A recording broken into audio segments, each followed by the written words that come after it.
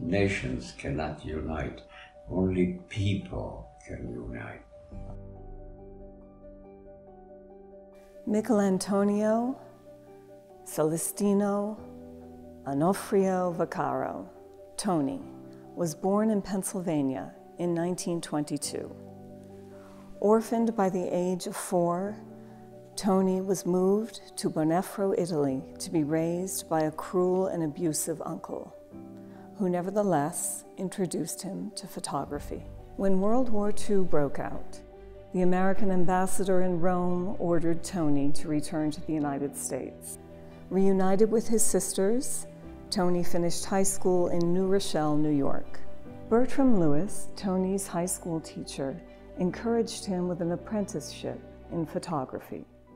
Lewis quite rightly declared Tony was born to be a photographer.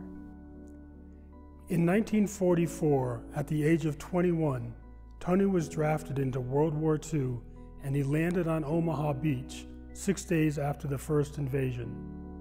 Tony had applied to be a Signal Corps photographer, but was declared too young. Determined to document his experience, Tony brought along a small camera. For the next 272 days, through France, Belgium, and on to Germany, Tony photographed his personal witness to the brutality of war. His perspective was not that of a war photographer or a conflict photographer. It was a true documentation of frontline death, survival, snow and bitter cold, brief moments of joy, and emotional devastation. At the war's end, Tony confronted the reality that he had little to return to in the United States. He began photographing the reconstruction of Europe for Stars and Stripes magazine, working through his nightmares of war. He found humanity in the faces of the people he photographed as they began to rebuild their communities and their lives. He found empathy and hope. He was healing. Tony's photographic transition from war and its aftermath was a deliberate one, an antidote, if you will, to man's inhumanity to man.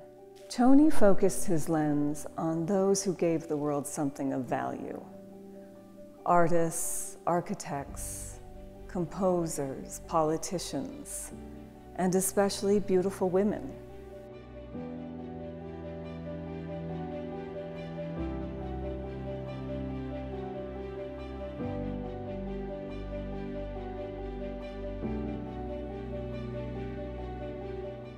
Tony's vast archive is a step-by-step illustration of his will to live and to advance the power of beauty in this life.